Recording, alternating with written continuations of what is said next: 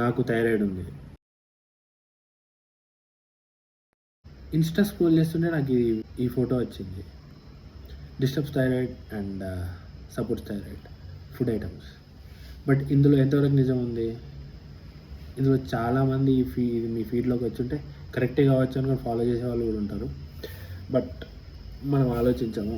వాళ్ళు qualified to tell about this or not అని చెప్పేసి జస్ట్ వాళ్ళు పెట్టేశారు, మనం చూసేసాం కదా. బట్ డిస్టర్బ్స్ థైరాయిడ్లో ఏవైతే పెట్టిందో వైట్ రైస్ కానివ్వండి, క్యాలీఫ్లవర్ కానివ్వండి అండ్ బ్రెడ్, ఇవేవి నిజానికి థైరాయిడ్ని డిస్టర్బ్ చేయవు ప్రాపర్గా వండుకొని తింటే. లైక్ బ్రెడ్ అంటే అది రిఫైన్డ్ కాబట్టి అది థైరాయిడ్ అనే కాదు, కంప్లీట్ హెల్త్కి ప్రాబ్లం రెగ్యులర్గా తింటే.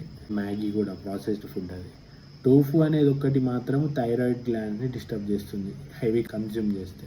అప్పుడప్పుడు తింటే ప్రాబ్లం లేదు. స్పెషల్లీ మీరు ఒకవేళ థైరాయిడ్ మెడికేషన్లో ఉంటే సోయా ప్రోడక్ట్స్ని అవాయిడ్ చేయడం బెటర్. అంతే తప్ప క్యాలీఫ్లవర్ని తినొద్దు అని కొందరు అంటారు, తినొచ్చు అని కొందరు అంటారు. బట్ ప్రాపర్గా కుక్ చేసుకొని తింటే ప్రాబ్లం లేదు, మరి రెగ్యులర్గా తినకూడదు. అండ్ వైట్ రైస్ వల్ల థైరాయిడ్ గ్లాండ్ డిస్టర్బ్ కాదు.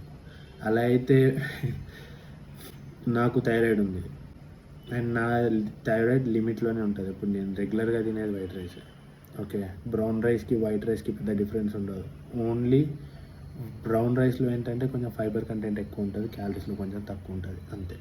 అంతకుమించి మిగతా అంతా సేమ్. ఇలాంటి వీడియోస్ పెట్టి చాలామందికి అసలు రియల్ క్వాలిఫికేషన్ ఉందా లేదా అని ఎవరు చూడరు. వాళ్ళు పెట్టేశారా, వ్యూస్ బాగున్నాయా, అయితే కరెక్ట్ అయి ఉంటుందని చెప్పేసి ఫాలో కొట్టేస్తారు ఇది కూడా.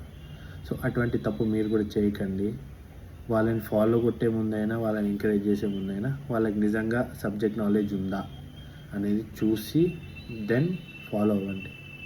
ఓకే, నేనేదో నన్ను ఫాలో అవ్వమని చెప్పట్లా, చూసుకొని ఫాలో అవ్వమని చెప్తున్నాను. ఓకేనా? I hope this helps.